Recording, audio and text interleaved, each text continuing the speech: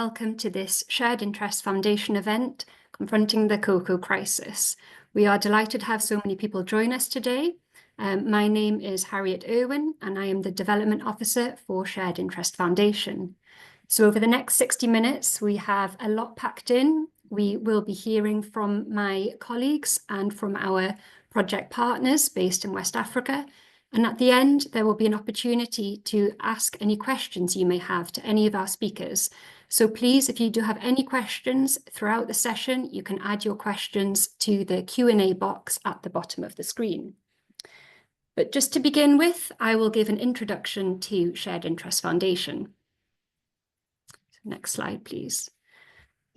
So Shared Interest Foundation is an international development charity, and we are the charitable arm of Shared Interest Society. We were founded in 2004, and last year we delivered 14 projects across 7 countries. We directly worked with over 1,800 farmers, 42% of women, and we operate across East and West Africa and South and Central America to deliver a range of social impact projects. So all our projects fall under 3 key themes. These are, number 1, developing sustainable enterprises. So this could be working with a small local group to establish an income generating activity like beekeeping, as we did in Burkina Faso, or working with larger, more established cooperatives to help them improve their governance, their finance, and their sustainability. We also work to economically and socially empower women and youth to play a more active role in supply chains. And finally, we work with our partners to build climate resilience. So this is to help them mitigate against the impact of climate change, but also help them to adopt more eco-friendly farming practices. But the focus of today's session is on cocoa, and specifically cocoa in West Africa. So shortly we will be hearing from my colleague Kwame Dekanor. He is the Shared Interest Customer Representative in West Africa, and he will give an overview on some of the challenges facing the cocoa sector in West Africa. Then we will hear from Foundation Manager Kodjo Kokochi, who will give an overview of our ongoing biopesticide project.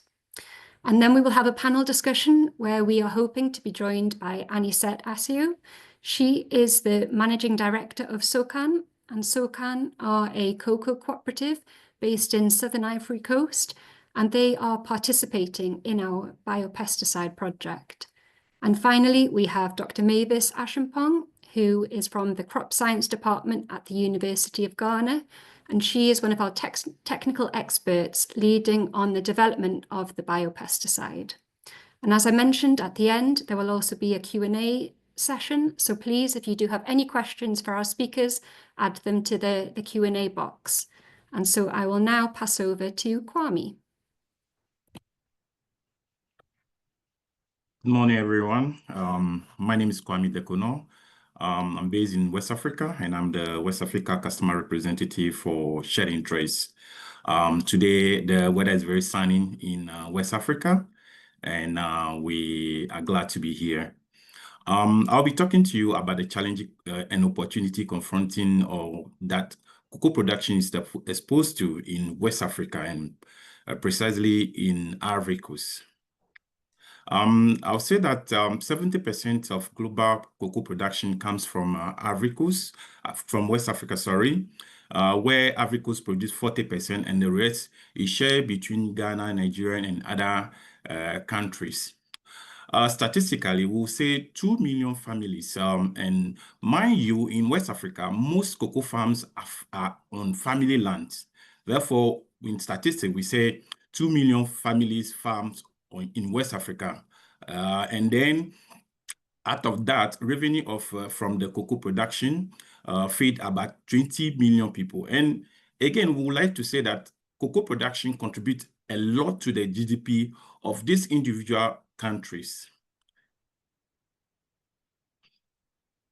Now, we would like to see what are the common diseases that affect cocoa production in West Africa. And this is a major challenge. And as my topic said, challenges and opportunities. Therefore, it's important that I speak about the challenges, which are the diseases. Now, we talk about the black pot disease. Black pot disease is caused by Phytophthora. I think Dr. Mavis will enlighten us about this fungus during his presentation. And the black pot disease, it's affect the pot and gradually make it black, and the seed or the grain also are affected, and this causes a lot of income loss to producers. The witch brown diseases, these witch brown diseases are is like a fungi that grow on the tree and then suck the juice out of the pot, and then also reduce the productivity. I would say this witch brown is very predominant in West Africa, where it reduces productivity significantly when it affects the farm. Fractive pot rot. You see that, I think there's the next picture, you see that the part of the pot is brown and progressively affects the whole pot. And for that matter, this particular pot are not suitable for consumption. Therefore, the producer will have an income loss. Swollen shoot virus, which is one of the main virus that affect production. History tells us that this virus was discovered in Ghana in 1936 and has spread across the West Africa country where they produce cocoa. When this disease affects the plantation, the only solution is to cut down the entire plantation. Therefore, it's very important that we find a solution to curtail the spread of these diseases. Next slide, please. Now, these are the agencies that or pests that spread these diseases. Now, I made mention of swollen shoot. The swollen shoot is from the mealy bark. You can see the picture here. The picture from where there's a hand holding the cocoa pod. That's how the fungi affects the cocoa pod and spread across the farm. Therefore, when it affects the farm, the producer is at total loss. And this virus is it can be spread through usage of tools. It can also be from rain, excessive rain. It can also be from the wind. When the wind blows the virus from one tree to the other, it contaminates the plant. Therefore, the only solution is to cut down the tree. We have also a merit. The merit is an insect that sucks the juice from the pot, and therefore contaminating the grain, which is the main product in the cocoa pod. And then we have the stink bug, which is also another fungal that contaminates the cocoa pod. And all these things contribute to crop losses to the producer and indirectly directly an income loss to the producer. Next, please. Now, we are here to talk about the impact of these diseases on producers, because these diseases, when affect the plantation, it affects directly the producer. Therefore, when it affects a plantation directly, it's lead to a reduction on income. It leads to reduction on yield, and then to income. It leads also to high cost of input, because some of them are treatable. Therefore, the producer need to purchase pesticide or fungicide to treat the plantation. You also have to cut down on some of the trees and the like. Therefore, when a farm is affected, it leads to a high input cost to the and labor to the producer. As I said, 2 million people depend on income from cocoa production. Therefore, these people may be exposed to decrease in income, and also most people in this affected by these diseases may not have may not have anything to rely on to go to the financial institution to seek for credit. Therefore, there's a lack of access to credit. They may not be able to meet their family's need, i.e. Education, food, and health need of their family. And then it exposed families to poor housing and nutrition. And again, the most dominant is that it leads to migration because there's nothing for them in the communities where when the plantation are cut down, the only thing is that they may decide to go to town to seek for greener pastures and depriving this population or this community of labor. How do we mitigate it? We have to regularly prune our plantation. Pruning is cutting some of the branches to allow light to shine on the plantation. I said that we have to remove or cut down on trees that are affected and which may lead to contamination into other trees. Therefore, these trees need to be cut down. Application of fungicide to the plantation. Now, yes, it is possible to combat some of these virus or fungals through the application of fungicide. However, let's not forget that those fungicides are artificial fungicides that may affect human health. It's also kill the biodiversity on the land. It's also affect the fertility of the soil. Therefore, the application of the fungicide is not highly recommended. Maintain optimal shade tree to reduce the humidity level under the canopy to prevent fungal growth. And I said that earlier that when some of the trees are affected, you need to cut them. You should cut down these trees. And then regular pruning help in maintaining optimal shade, optimal humidity on the farm. Conduct regular training session for farmers on pests and disease identification and management. Early detection and destruction of infected tree to contain outbreak of cocoa swollen shoot virus.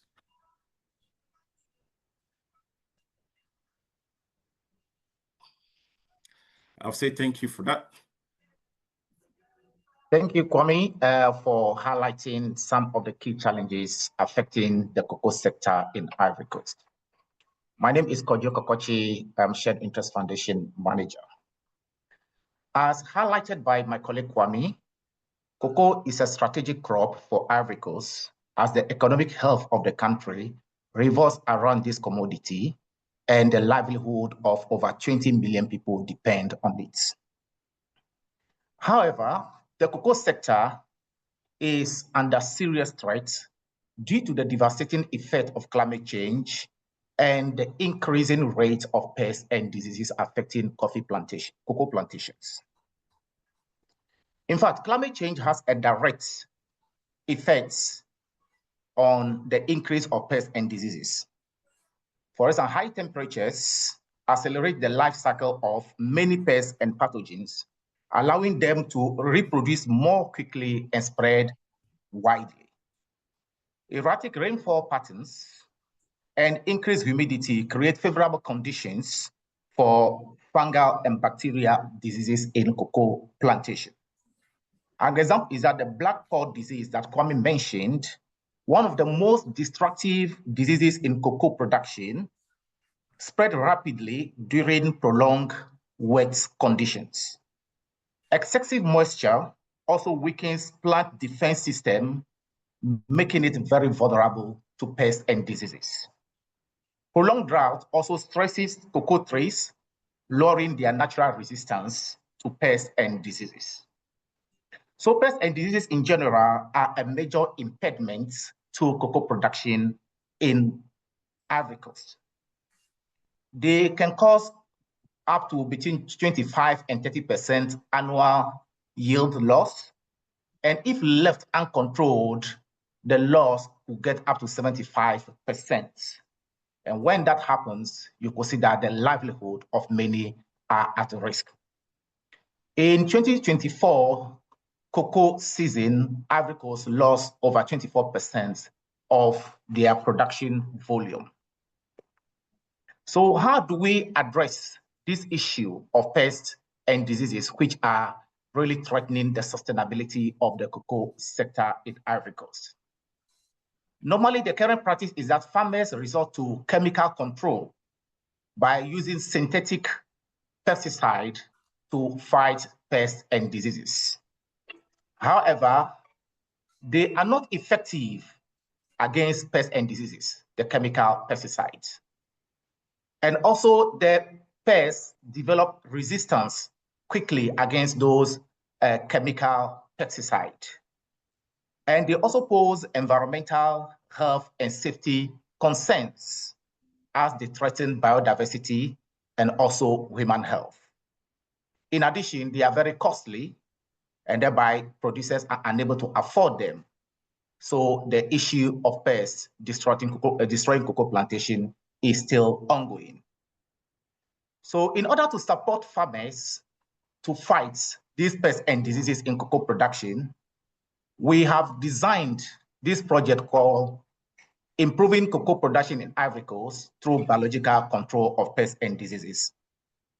The main objective of the project is to develop an effective biopesticide formulation based on native fungi as an alternative to chemical pesticide to control pests and diseases in cocoa production in Ivory Coast.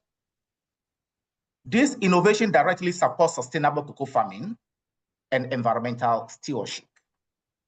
The use of our biopesticide will help regenerate soil health, enhance biodiversity, and reduce water and air pollution.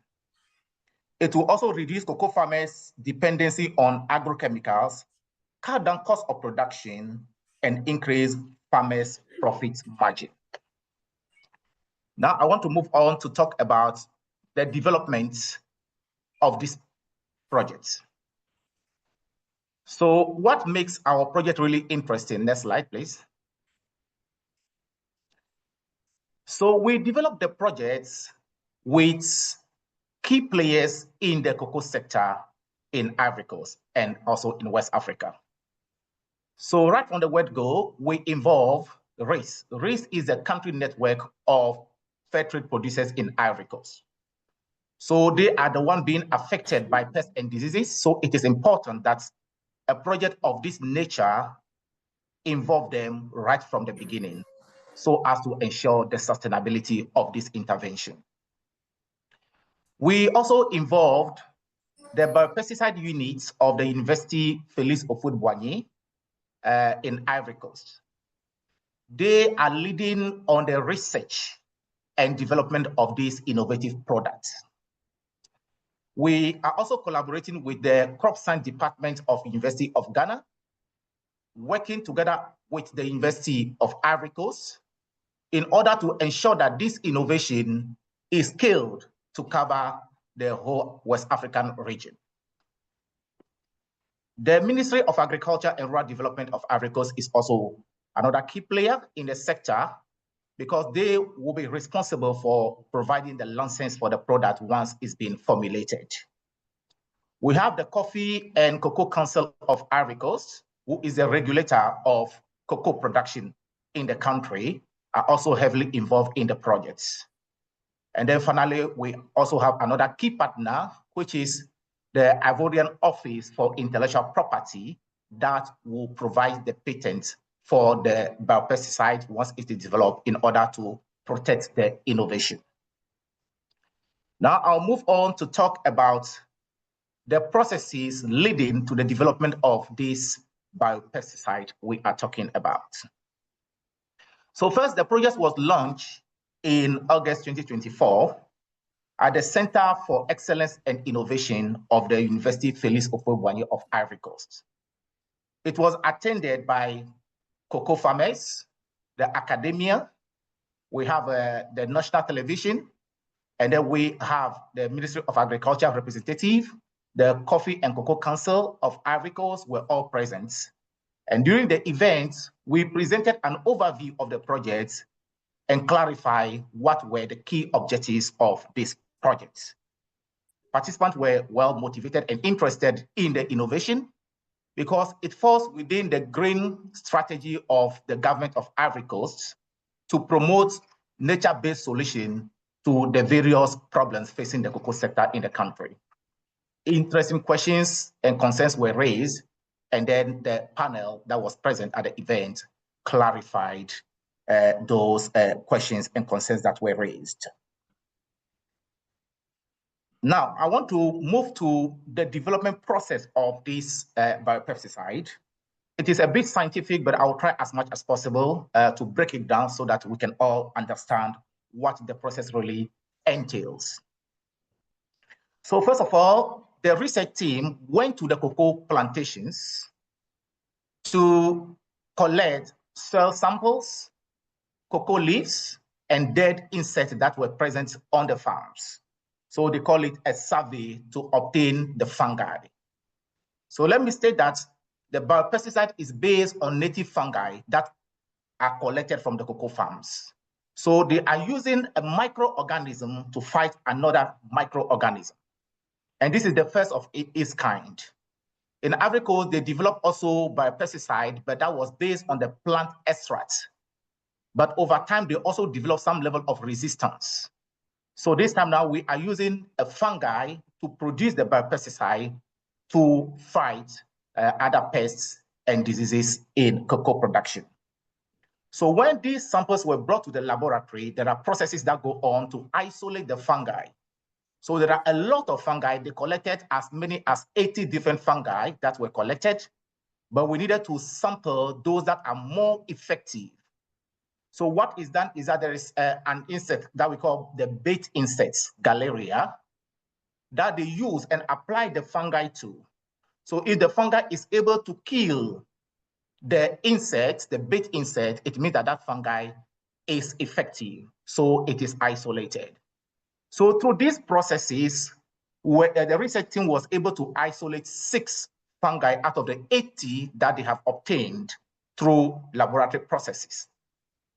So now that the 6 fungi that proved to be effective against pests, and this is because they were able to kill the bait insect that they were exposed to, the research team has now moved to the second stage of the research process, which is something they call pathogenicity test. It simply means that they want to test the fungi that they have isolated against targeted pests and diseases. So against the capsid, against the mirid, against the black pod diseases, to see whether the fungi will be able, the 6 fungi will be able to kill those insects or those pest insects. So that is the stage where the research team is now. So they are doing this test just to ascertain that the fungi is really effective against those pests. Now, among the 6, probably 2 will be retained. So when they do the test, when they expose the insects pest to the fungi, they observe the mortality rates, the speed at which they kill the insects, and also they have a control group. So the same insect is put in a test tube, and then one group is exposed to the fungi and the other one has no exposure.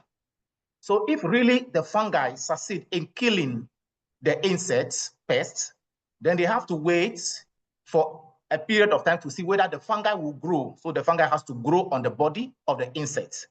If that fungi grows on the body of the insect, then we can confirm that it is the fungi that is responsible for the death of the insect pest. So this is the stage where we have reached now. So they are doing that in order to determine the most virulent fungi, the most effective one, the deadliest one against the targeted pests and diseases. So once this pathogenicity test is completed, we move to the next stage, which is testing for the various weather conditions, because the biopesticide is going to be applied in the normal environment. So we would like to see whether if they are exposed to high temperatures, to high humidity, or to sunlight, whether they will be able to stand under such weather conditions. That is why they have to carry out what they call temperature tests to see if it is 36 degrees or 45 degrees, will the biopesticide be able to still kill those targeted pests and diseases? Will it really stand that weather condition? If it is very humid, so we do the humidity test as well to see if it is very cold under humidity conditions, whether the fungi will still be effective or efficient in killing the pests and diseases. Then we also carry out a UV test to see whether they are exposed to sun rays, whether they will be able to continue killing those insects, whether they will remain effective. So these are the tests that are being performed currently by the research team. And once that is complete, then the laboratory processes ends there. So they will formulate now the biopesticide and then get to the field to start field trial.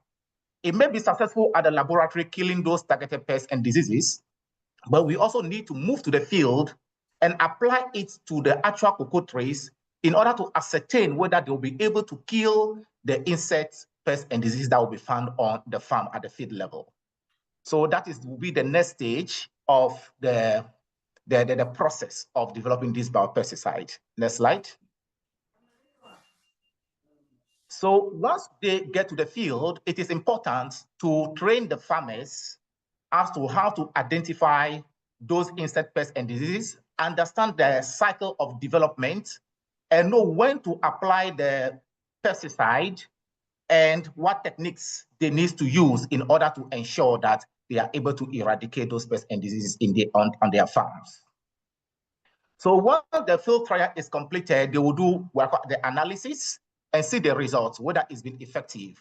Again, there will be a control group. There will be farms that they will not spray with the fungicide to see what will be the activity of those pests and diseases on those farms, and those that will be sprayed will also see whether there will be a reduction. And if there is a reduction in the pests and diseases, what is the rate of reduction and how quickly has it worked and how effective has it been? So the scientists on the field will collect all this data, come and do the analysis and confirm the laboratory test as well with the field results. So once that is done and we are sure that the biopesticide is now effective against the various pests and diseases, then the Ministry of Agriculture will come in to test these products and then provide a license, which means that they give authorization for the biopesticide to be used in the country. And once that is complete, we'll have to proceed now and register the patent that is to protect the innovation. And we will proceed now to mass production and distribution. That is why Réseau, which is the country network for producers, fair trade producers, will come in and work together with the university to ensure that farmers have access to these products. So they'll do mass production and cover the entire country. And once we know that it is successful, we will go ahead to look for extra funding to scale this up to other cocoa producing countries in the West African region. That is Ghana, Nigeria, Cameroon. Next slide. Next slide. Yeah. So this is the innovation that we are been working on. And then this project will last for 18 months. And then once we are successful, we hope to organize a similar event to share the result with the public. Thank you very much for your attention.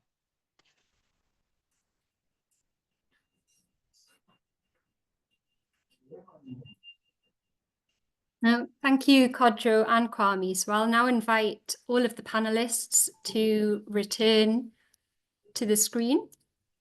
Dr. Mavis, if you are there, I know Anisette has been having some technical challenges. We are hoping she will be able to join us, but we will start anyway. So this is a panel discussion, so I might pose a question to one of you, but please feel free to join in to talk about your own experiences, your own learning in this sector. So just to begin with a broad question, I'll start off directing it to you, Kwame, but as I say, please others join in. What trends have you observed recently in cocoa production? And if no interventions or no activities are put in place now, what's the forecast for cocoa production in West Africa based on some of the challenges that you have raised today? Thank you, Harriet. As we are aware, there's a continued decrease of cocoa production in West Africa, not just Ivory Coast, in West Africa over the last 3 seasons. I would like to say that the season in West Africa begin from September and end in April. Then with this last 3 years, over the last 3 years, we realized that there's a continued decrease where last year, 2024, we experienced 25 to 30% of production decrease. This year, it improves marginally by 10%. And even during this minor season, producers are finding it difficult to supply to their cocoa to their buyers. Therefore, what are the consequences of this on producers and even on the economic of these countries? Because most of these countries where cocoa is produced, Ghana, Ivory Coast, and Nigeria, earn their foreign income from the export of cocoa bean. And then the individual producers earn their income from cocoa production. Therefore, there's an increase in hardship. In my presentation, I make mention of food insecurity, because when there's a hardship, it definitely follow up with food insecurity, because this producer will not have enough income to take care of their family. There will be global market disruption, because Ivory Coast, for instance, produce about 2 million metric tons of cocoa to the world. And if there's a decrease of up to 20%, which means that they may not be able to meet demand. Therefore, there will be an increase or considerable increase in price. And for that matter, due to competition, people will do whatever they want to get their stock, therefore leading to inflation or hike in price. Again, we are in European Union regulation for European Union deforestation. And as there is a decrease, producers will be compelled or be forced to start cutting down trees and forests to increase their plantation to enable them meet demand. So these are some of the few trend or challenges that we are experiencing in the industry currently. Thank you. Yeah, to add to what Kwame has just said, another trend that has been observed is the massive exodus of young people from the cocoa growing communities to the urban areas in search of greener pastures. And why this? Because they feel that the cocoa sector is no longer profitable, so they are disengaged from cocoa production and think that by going to the big cities, they may stand a chance of getting a better livelihood conditions there.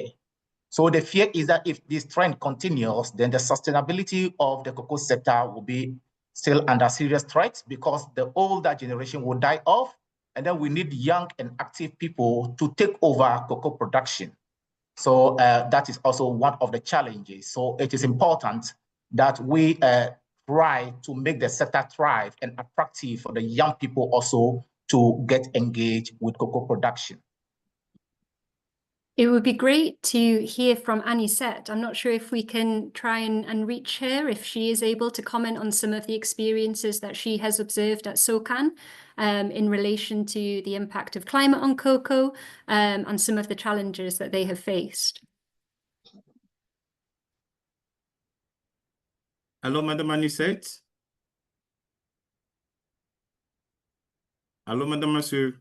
Hey, je vous écoute. OK, bonjour une fois.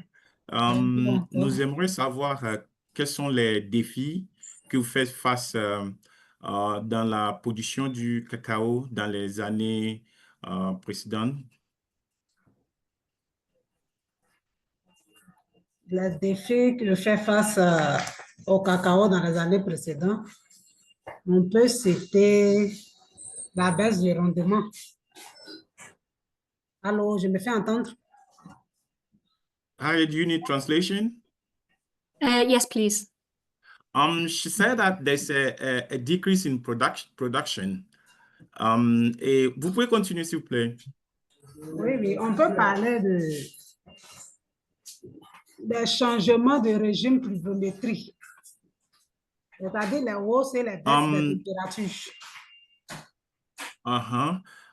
She's saying about, she's talking also about the climate change in weather pattern that is no more,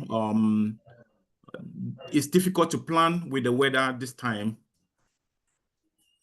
On peut parler aussi de l'augmentation des maladies et des ravageurs. Increase in diseases and fungals. On peut parler aussi comment on appelle, la menace de la production et de la pérennité des coopératives. Due to these factors, cooperatives are no more active and are no more relevant to society. Voilà, c'est quelques défis là qu'on peut relever. These are some of the few challenges that is confronting them. So. Oh, thank you. And Mavis, from your experience at the crop science department, what kind of trends or changes have you observed from a more kind of scientific perspective? Okay, so with respect to the cocoa, as my colleagues are saying, the production as well, even in our country, Ghana, has reduced drastically over the past few years. While production is reducing, the chemicals that are also effective are also being phased out, especially the copper-based fungicide against the black pod. These days, they are all being banned. Most of the effective ones are being banned. So it's really a major problem. Now there's a really dire need for these non-chemical control options, really, really dire. So that is where we are currently. And because you've been heavily involved in the development of this biopesticide, so maybe you could talk a little bit about your experiences developing this. Have you come across any challenges? How have you been able to overcome these challenges? Or any results that have been surprising that you were not expecting during the development process? Okay, so I've been involved in biopesticide production for a while, but with respect to this cocoa one, so far, I think everything has been pretty much straightforward because it's still laboratory based. So we haven't had much difficulties, except that the most virulent isolate, or the ones that kills more or better from the UV assays, seems to be very, very, very sensitive to UV radiation, which is usually normal for these microbes. If we had used a bacteria, if we had used a virus, still it was going to be somehow sensitive to UV radiation, but our formulation with appropriate sunscreens will take care of it. So that is the only thing. It's not too surprising because I know how they behave. So that is why I think everything is going according to plan. At the formulation stage, we'll take care of its UV sensitivities, extreme UV sensitivities. And to follow on from that, and I will ask Anisette as well, we are aware from kind of previous experience that sometimes when you try to introduce a new product or a new technique into agriculture, into a farming setting, there can be some resistance. Some people are anxious about how it may impact upon their production. Have you, during your visits to the cooperatives and the farmers that you've spoken with, have you encountered any concerns, and how have you been able to mitigate those concerns? I think it boils down to, even with other projects and not just the biopesticides, I think it boils down to getting the farmers or cooperatives actively involved from day one.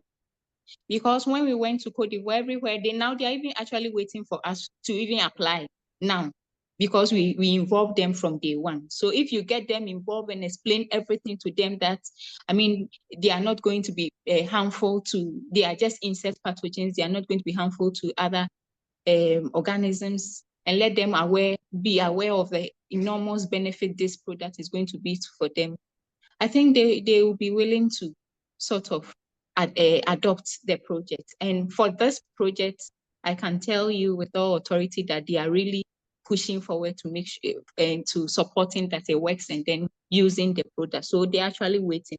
They even want to start applying now, and we told them they should wait because we are still in the development phase. So I think they are very enthused about this product. No, that's really positive to hear. And it would be interesting if we can ask Anisette about her motivation for wanting to become involved in this project, because it is a pilot, and her hopes for the potential impact that this will have on her. If we can ask Anisette that question. Allô, madame, monsieur. Madame, monsieur? Oui, oui. Bon, nous aimerions savoir quelles sont vos motivations qui vous poussent à participer au projet anti-bio, anti-pesticides. Et quelles sont vos attentes et quelles sont vos inquiétudes? Les motivations qui nous poussent à participer à ce projet bio-là, on peut parler de l'amélioration de la qualité de la production. It help improve the quality of production. Parce que ça se justifie parce que les biopesticides sont moins nocifs. Because the organic anti-pesticides are more effective que les pesticides chimiques. Against the chemicals that they apply on the plantations. Les biopesticides aussi peuvent contrôler les maladies et les parasites des cacaoyers. Okay, organic anti-pesticide can control the diseases and the insects that affect the cocoa plantation. Ça peut développer aussi des débouchés commerciaux. And it's also improve or enhance demand on other markets, since these are organic cocoa that will be produced out of the organic anti-pesticide. Parce que les marchés de la production de cacao biologique offrent souvent des prix plus élevés. Because organic cocoa offer higher price or higher margin. Et les biopesticides sont considérés comme un moyen de réponse. And organic pesticides are the answer to these challenges. Ça renforce aussi les exigences des marchés. And it responds to the demand of the market trend. Renforce aussi la durabilité. And then improve the tree's lifespan. Parce que l'utilisation des biopesticides permet de réduire l'impact de l'environnement. And it reduces the impact of the chemicals on the environment. Ce qui est très important pour assurer la pérennité de la production à long terme. Which is very important to the sustainability of production on long term. No, thank you. And so Dr. Mavis commented on in her section just before about the benefits of engaging with the cooperatives and in partnership working. So maybe Kodjo, you could talk a little bit about some of the different partners involved in this project and how they are all working together, particularly the relationship between the university in Ivory Coast and the university in Ghana. Thank you, Harriet. I think partnership is very important for the success of this project. And it is something that is actually make this project very interesting. So there is a partnership between academia and also the industry aspects.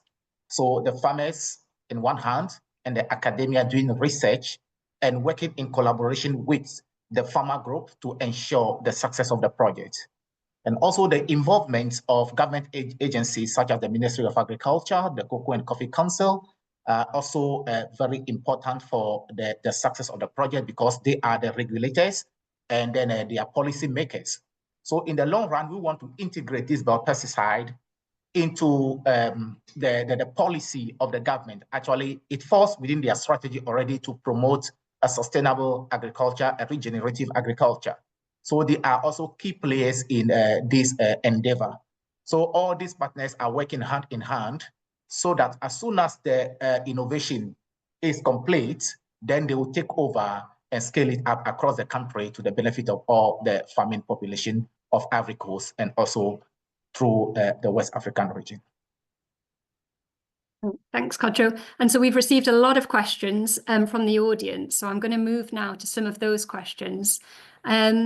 So to begin with, a question that's been asked a number of times is, will the biopesticide have a harmful effect on other aspects of the local environment? So maybe Dr. Mavis, if you could answer that question. Yes, so this entomopathogenic fungi that we are trying to develop has been used for centuries. They've been used across the world. So it's not a new thing, and they have tested it very well against, because of course with registration you have to make sure that at least this because it's insect pathogen, so other insects as well are in the ecosystem. So if it's going to kill the beneficial insect pest, then what happens to the product? Then it doesn't really pay off. So it has been tested against bees and other beneficial arthropods that are in the ecosystem, including other mammals as well, fishes, birds, so many of them. And it has been proven in literature that they are not going to have any harmful effect on them. They somehow kill a little, but it doesn't really have, it has little impact on them. And it's well documented globally. So it's really relatively safe as far as other beneficial insect pests or other organisms are concerned. They are not going to kill them. So it's relatively safe. But typically for every country, you still have to test it. You still have to test it to be sure that indeed what we are saying it does is what it actually does. So we will test them against all beneficial insect pests in our targeted environment, which is the cocoa environment. Yeah, thank you. And just to follow on, I think another question for you, Dr. Mavis, Okay. is the profile of pests and diseases in Ivory Coast the same as in Ghana, or are there any differences? Yes, so for cocoa, the same insect pests are, because we are in the same environment, the same insects are here. The capsids, the choroid bugs, the sting bugs are currently the most important, and it's the same for Ghana as well. The same. Thank you. Yeah. And so we've talked a lot about the challenges facing cocoa. There's been a number of questions about options that farmers might have if they want to diversify into a different crop. So Kwame, from your experiences of visiting cocoa cooperatives, what kind of crop diversification or intercropping have you observed? Due to the proliferation of these diseases, some of the producers rather indulge in rubber plantations or cashew nut plantation, palm oil plantation. Now, the danger that is confronting most producers currently, or countries in West Africa currently, is the illegal mining of gold, that some producers affected by this bacteria prefer giving their land to illegal minings against token, and those illegal minings are destroying the environment. So this is a major challenge confronting West Africa. Thank you. And we've had a question which maybe Kodjo you can answer with maybe some support from Mavis about the scalability of the initiative. How easy is it to manufacture the biopesticide at scale? And also, how are the biopesticides applied on the cocoa farm? Okay, I will try and answer one aspect, and then Dr. Mavis can reinforce my response. So once the research is complete and we have the innovation, the mass production becomes very easy because you don't need to go through the research process to develop this same biopesticide. So it's a question of multiplying it or propagate it, and then do formulate it and do the distribution. I said earlier on that the reason why the two universities, one in Ivory Coast and one in Ghana, are collaborating, it is because the project is designed having in mind scalability even across the West African region. That is why both institutions are working together to make sure that whatever product they come up with could be scaled to all other countries where cocoa is produced. Maybe you want to add in terms of how it is applied? Okay, so yes, just to reinforce, reiterate, buttress what Mr. Kodjo said, getting the spores, once we have our selected isolate, mass production is not an issue at all. We should be able to do it easily and scale it in other countries if it's working there as well, which we expect it to be so because we have similar climates, especially in West Africa. The second question was on, what was the second question, please? How is it applied on the cocoa farms? Yes. What's the method? So it will be applied, yes. So it will be applied just like the chemicals. It will be sprayed on all the tree, the fruits, just like the chemicals, so that at least we cover every aspect of the tree and make sure that all insects that comes in contact with it are taken care of. So it's just going to be like the chemicals. It's going to be likely going to be an oil formulation, and then you add your water and then spray, like you spray with the chemicals again. You do it early in the morning or late in the evening, just like we do with the chemicals, so that at least, although UV will be taken care of, we don't subject it too much to UV radiation, so it kills the spores. So it's going to be applied just like the chemicals. Thank you. And so there's been a question, Kodjo, on how this project is being funded, and also if we think there is the potential for larger commercial cocoa buyers to be interested in potentially investing in a project like this. We'll talk about kind of our aims and how we intend to try and scale this up over the next few years. Yes, thank you, Harriet. So the project is actually a pilot, which is funded by Shared Interest Foundation on a small scale. So we are targeting currently just 200 cocoa producers in Ivory Coast from 4 cooperatives. But we have a lot, thousands of cocoa farmers.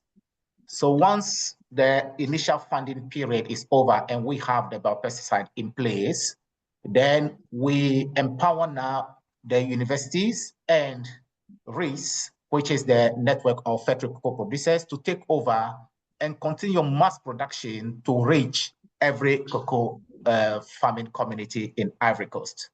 And also, I stated earlier that we will now have to look for funding to scale it up to other countries as well, so that it becomes something that benefits the whole of the West African region. So at the moment, it's a pilot, and then we will be looking for funding for scalability after the pilot stage is over. Thanks, Kodjo. So Mavis, I have another question for you. An interesting question, asking if these nature-based solutions were understood in the past by local communities, but pushed aside for chemical alternatives. So do you know if this is something that is new to the communities, or if perhaps historically they were using the fungi in this way, but when the potentially more common chemical pesticides came through, they were disregarded. Do you have any kind of knowledge on the history of that? Well, no, for insect pathogens, its research even in West Africa is very limited, so they were not using, but some were also using, even in Cote d'Ivoire, some are using neem extracts and the rest, which seems to be working for them, plant extracts. So as far as the microbes are concerned, in West Africa, none of the farmers are using it currently. So. And then a question for Anisette, if she is available. What's been the response of the farmers when she has discussed this new biopesticide with them? Have they been very engaged in wanting to understand, or have they expressed any concerns? Hello, mademoiselle. Bon, nous allons savoir quelle est la réponse des producteurs quand vous discutez ce nouveau produit avec eux. Si nous discutons de quoi? Du nouveau produit biologique que nous sommes en train du projet biologique que nous sommes en train de développer avec eux, avec les producteurs. Oui, les producteurs sont partants. Les producteurs sont prêts à accepter parce qu'on a parlé des bien fondés des produits. Là, ils sont vraiment prêts à accepter le produit. She said that producers are waiting and they are ready to accept the product because they have discussed the benefit of the product with them. Ils souhaitent que ce produit-là ait le même résultat que le produit chimique. S'il y a le même résultat, il n'y a pas de problème. They anticipate that this the projects or the new organic anti-pesticides will have the same benefit as that of the how do you call it, chemical they use to apply on their plantation. Et ces produits-là arrivent à lutter contre les foreurs de tiges, les punaises, tout ce qui est maladie, et ils sont partants. And they are ready to apply it, provided that it eliminates all these diseases that confront their plantation. Okay. Et ça va aussi dépendre du coût. Si le coût est moins par rapport aux produits chimiques, ils sont partants. It's also depend on the cost that they will be acquiring this product. If it's not it's not expensive than the chemical they used to apply.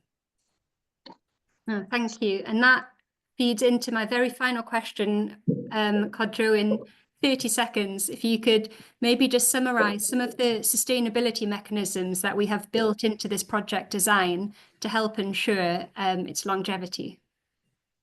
Yeah, so we have built into the project budget initial mass production towards the end of the project to ensure that it is propagated in large quantities for distribution to the farmers. But for the sustainability of this initiative, the product will be sold at a social price to the farmers just to enable continuous production. Definitely, biopesticides will not be more expensive than a chemical pesticide. So the RACE, the university, and other players will come together with the farmers to determine what is the minimum price to pay in order to ensure that they have all the ingredients to continue the mass production of the product so that it do not run into short supply.